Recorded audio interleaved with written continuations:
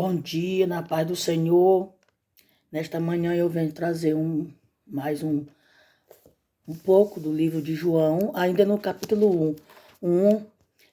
Nós vamos ver hoje, quando João, no João 1, versículo 36, quando João aponta Jesus como o Cordeiro de Deus. O Cordeiro de Deus, esse que veio tirar o pecado do mundo, que tira o pecado do mundo, que salva, que livra, que liberta.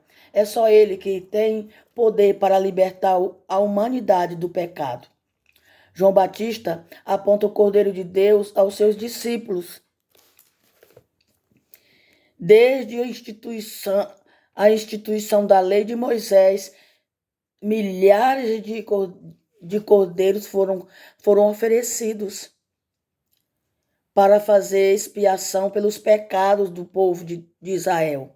Porém, aquele cordeiro que João estava apontando não era apenas mais um cordeiro. Era o Cordeiro de Deus que tira o pecado do mundo. João 1:29. A morte de Jesus serviu para fazer expiação, não apenas pelo povo de Israel, mas pelo pecado do mundo inteiro.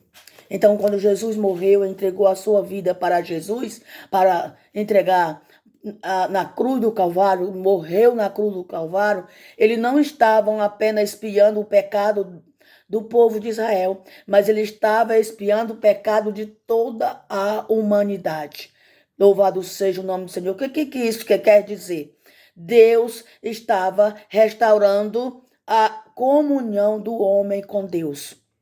Através da morte do seu próprio filho, Jesus morreu, foi entregue como um cordeiro que não reclamou por sua morte, mesmo padecendo a maior dor, tomando todas as nossas enfermidades, todo o nosso pecado, aquela morte de cruz que era para ser para mim e para você, ele tomou para si, para nos livrar, para nos dar livramento, para nos restaurar a nossa comunhão com o nosso Criador.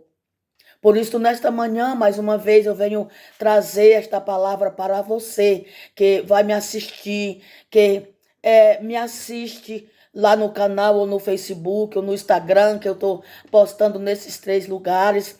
Eu quero que você entenda que Deus, o amor dele é tão grande que ele entregou o seu próprio filho, o seu único, para morrer na cruz por mim e por você, para nos limpar, para nos restaurar, para restaurar a comunhão que tinha sido destruída com o pecado de Adão lá no Éden. Lá no Éden, Adão, ele pecou e a comunhão que ele tinha com Deus foi destruída, foi desformada, mas agora com a morte de Jesus, quando Jesus morre na cruz do Calvário, esta restauração, ela é feita, ela é restaurada. Mas não é qualquer restauração, porque muitas vezes nós fazemos alguma restauração em alguma roupa, mas aquela restauração ela fica uma marca feia. Mas eu quero dizer que quando Jesus, ele morre na cruz, ele traz o homem para perto de Deus, ele restaura a vida de comunhão com Deus perfeitamente, desde que você dê espaço a ele habitar na sua vida, desde que você tenha a oportunidade, abra seu coração para que ele possa entrar, para que o Espírito Santo venha entrar e habitar na sua vida, porque daí então a sua comunhão com Deus, ela é restaurada. E você volta a ter comunhão com Deus, você sente Ele dentro de você, você sente tua graça, você recebe, aleluia, glória a Deus, o amor do nosso Deus. Jesus Cristo, o perfeito, ele é um perfeito cordeiro pascal, porque nós sabemos que o cordeiro que era morto naquele sacrifício, ele aparentemente ao homem ele era perfeito. Porque ele não podia ter mancha, ele não podia ter mácula, ele não podia ser aleijado, ele não podia ter nenhum defeito físico. E ele era colocado no lugar do homem. O homem vinha, colocava a sua mão sobre aquele cordeiro, confessava os seus pecados e ele era imolado para a expiação dos pecados. Mas só que aquele cordeiro que era morto no lugar da pessoa, ele era somente um símbolo da morte de Jesus. Era a figura, representava a figura da morte do cordeiro verdadeiro, do verdadeiro cordeiro pascal, que é Jesus Cristo. A festa da Páscoa foi instituída por Deus para celebrar a saída e libertação dos filhos de Israel do Egito.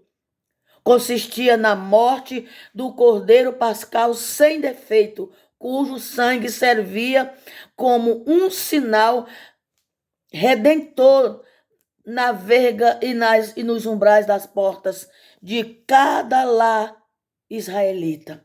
Este cordeiro que foi morto a partir daquele momento que começou a instituição da Páscoa e a morte do cordeiro representando a morte de Cristo. E este cordeiro aqui, quando ele foi morto e foi colocado o seu sangue nos umbrais da porta, isso significava que a morte ia passar para matar todos os primogênitos do Egito. Porém, quem estivesse com este sangue nos umbrais da sua porta, o espírito da morte não poderia penetrar para dentro daquela casa e matar o filho primogênito. Porque nós sabemos que foram 10 pragas, que eu não vou entrar em detalhe agora, mas nós sabemos que a última praga foi a morte do primogênito de toda a nação do Egito. Não foi só o ser humano, os animais também. Mas Israel, não houve morte aos filhos dos israelitas, dos judeus, porque eles fizeram como Deus mandou, obedeceram à voz do Senhor. Mataram o cordeiro, representando, aleluia, a Jesus Cristo, essa morte era já representando a morte de Jesus Cristo na cruz, e esse cordeiro, o sangue dele passado nos umbrais da porta, quando o anjo da morte chegava na porta para entrar, não poderia penetrar, porque sem derramamento de sangue não há remissão de pecado. Por isso Jesus derramou o seu sangue na cruz para remir o meu pecado, remir o seu pecado. Louvado seja o nome do Senhor. Isso aqui está escrito em Êxodo 12, versículo do 1 ao 14. Em 2 Crônicas 36, 6, centenas de anos depois, o piedoso rei Josias ordenou o cumprimento deste ritual na íntegra, dizendo: imolai a Páscoa e santificai-vos e preparai-vos para vossos irmãos, fazendo conforme a palavra do Senhor dada pelas mãos de Moisés. Em Isaías 53, e o versículo 7, 700 anos antes de Cristo, o profeta Isaías visualizou o monte, a morte expiatória de Cristo, como um cordeiro mudo, dizendo: ele foi oprimido, mas não abriu a boca, como um cordeiro foi levado ao matadouro, e como a ovelha muda perante os seus tosquiadores, ele não abriu a sua boca. Mesmo Jesus sofrendo a minha dor, tomando o meu pecado, o seu pecado, ele não abriu a sua boca, ele não reclamou, ele não blasfemou, mas ele aceitou o propósito a que ele veio nesta terra. Em João 1:29, quando João Batista disse: eis o Cordeiro de Deus que tira o pecado do mundo, trouxe à memória dos judeus ali presentes a imagem do Cordeiro providenciado por Deus em lugar de Isaac. Isaac era o filho único de Abraão. Porque Abraão, ele foi o homem que foi escolhido por Deus para a geração, para levantar a geração, o povo de Deus, a nação escolhida, a nação eleita, Israel, o povo judeu, os judeus. Foi através de Abraão, mas Abraão não tinha filho. Mas Deus tinha prometido para ele que ele seria pai de uma grande nação. E já com mais de 100 anos, com 100 anos, ele teve um filho, Isaac. E Deus, ele pediu que Isaac, Abraão, oferecesse, porque aparentemente Abraão estava provavelmente valorizando muito seu filho. E muitas vezes, quando nós valorizamos uma coisa muito, nós ocupamos na nossa vida o lugar que é de Deus. Ninguém pode tomar o lugar de Deus na nossa vida. Nem mesmo o filho, nem mesmo nada nesta vida pode tomar o lugar de Deus na nossa vida. Sabe por quê? Porque tudo que toma o lugar de Deus, que ocupa o lugar que é para Deus na minha vida e na sua vida, torna-se idolatria. Às vezes falamos muito de idolatria com as imagens de escultura, mas às vezes nós idolatramos muitas outras coisas e não vemos, não percebemos, e quando vamos ver esta coisa, este objeto, muitas vezes o objeto está tomando o lugar de Deus na nossa vida. Então, Deus pediu a Abraão que oferecesse seu filho em oferta para ele. E Abraão não hesitou. Ele foi e entregou o seu filho como cordeiro pascal. Êxodo 12, 1 ao 14. A imagem dos cordeiros sacrificados diariamente no templo pelos pecados do povo. Números 28, 4. E a imagem do cordeiro mudo de Isaías 53, 7. Em 1 Coríntios 5, 7, Paulo escreve dizendo: alimpai-vos, pois, do fermento velho, para que sejais uma nova massa, assim como estáis sem fermento. Porque Cristo, nossa Páscoa, foi santificado por nós. Louvado seja o nome do Senhor. Deus, ele é maravilhoso. O nosso Deus é tão grande e é tão maravilhoso que ele entregou o seu próprio filho, que ele entregou aquilo que é mais precioso. E hoje a nossa vida, ela é mais preciosa, ela é preciosa e ela precisa, sabemos que nós temos uma vida nesta terra, mas que é por pouco tempo. Mesmo hoje, quando a vida ela está mais longa, a qualidade de vida aumentou e as pessoas vivem mais, mas no máximo quando chega uns 90, poucas pessoas completam 100 anos. Mas nós sabemos que nós vamos viver uma outra, vamos sair desta vida, a carne ela vai morrer e ficar aqui. Porque do pó ela foi feita e para o pó ela voltará. Mas o Espírito é de Deus, o sopro de Deus na nossa vida. E ele tem que voltar para Deus. Mas para ele voltar para Deus, nós precisamos reconhecer que somos pecadores e que precisamos de um Salvador. Que precisamos crer que Jesus morreu na cruz, que ele veio em carne e que ele morreu no meu e no seu lugar para que possamos ter vida eterna através da nossa restauração espiritual, através da morte de Cristo para com Deus. A nossa comunhão, ela foi restaurada, ela será restaurada a partir do momento que eu e você aceitamos o Filho de Deus, o Cristo, como nosso único e suficiente Salvador da nossa vida. Porque é só Ele que pode salvar. João 6 e 14 diz assim: na verdade, eu sou o caminho, a verdade e a vida. E ninguém vem ao Pai senão por mim. Nós precisamos voltar para o nosso Criador. Mas a Bíblia diz que existe 2 caminhos. Um que conduz à vida eterna, que vai nos levar para viver com Cristo na glória, e outro que vai nos conduzir à vida de tristeza, de destruição, com o inimigo das nossas almas. Mas o inferno ele não foi criado para o homem, ele foi criado para o inimigo rebelde, o diabo e seus anjos. Mas nós precisamos fazer por onde nós possamos restaurar nossa vida espiritual com Deus enquanto nós temos vida, porque a Bíblia também diz que enquanto a vida há uma esperança, porém depois da morte segue-se o juízo. E o que faz o juízo?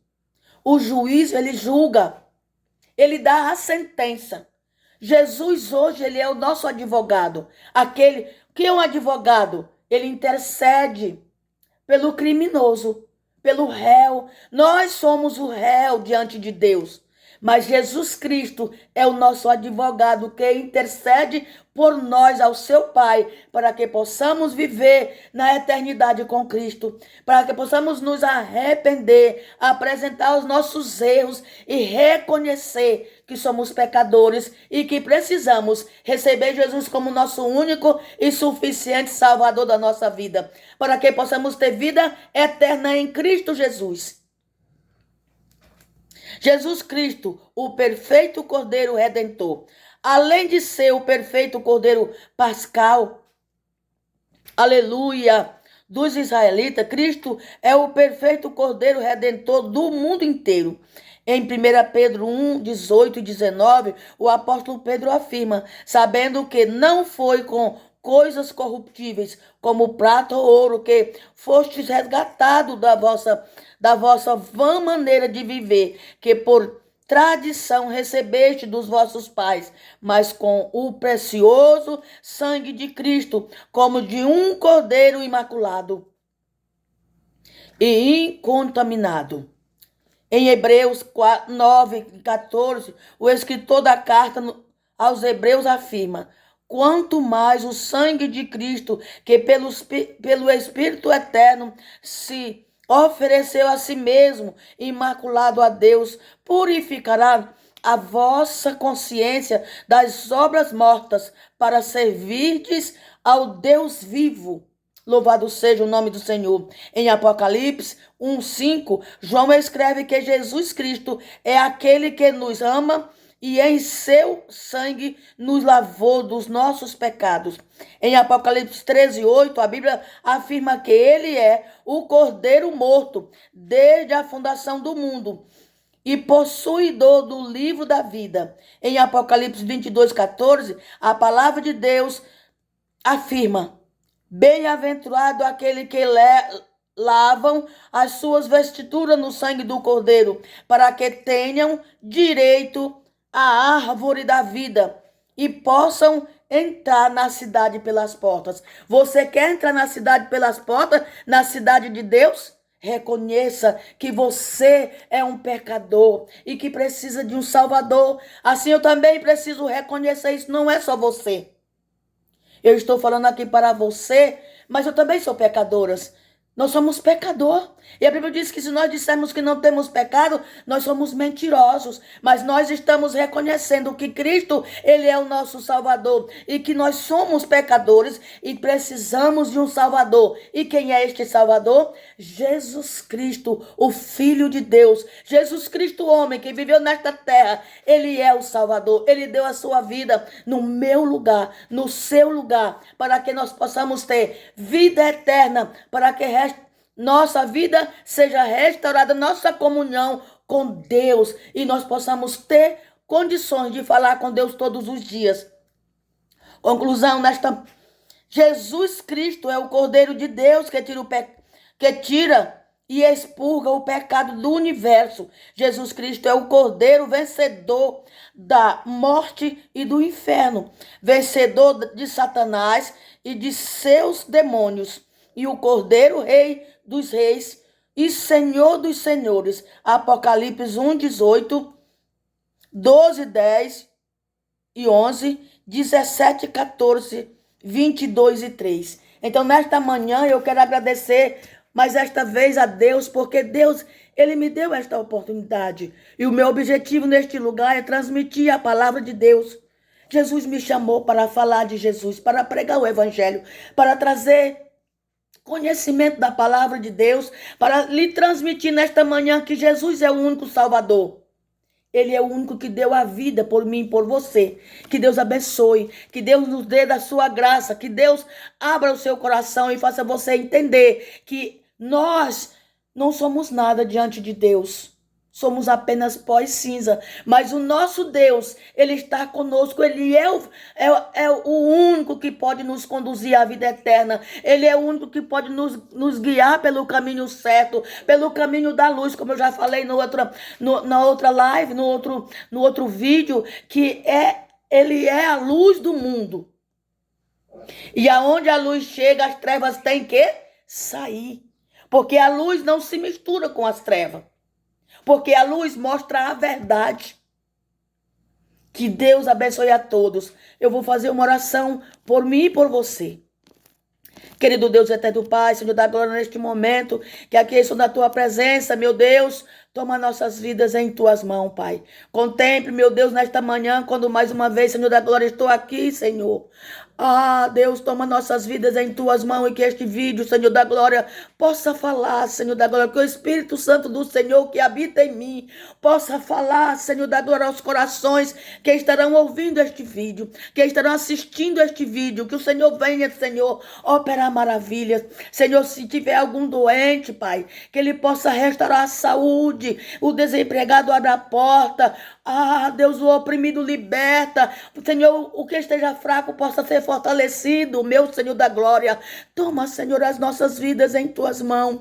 Nos dê graça, nos dê sabedoria. Senhor, Espírito Santo de Deus, Pai, venha habitar nas nossas vidas. Que o teu Espírito possa mostrar-nos o caminho. Mostrar, Senhor da glória, por onde devemos pisar, por onde devemos andar, para agradar e para continuarmos com esta comunhão restaurada que o Senhor Jesus Cristo restaurou para nossas vidas. Em nome de Jesus, Senhor, nós te agradecemos. Eu te agradeço nesta manhã por mais esta oportunidade. Em nome de Jesus, amém.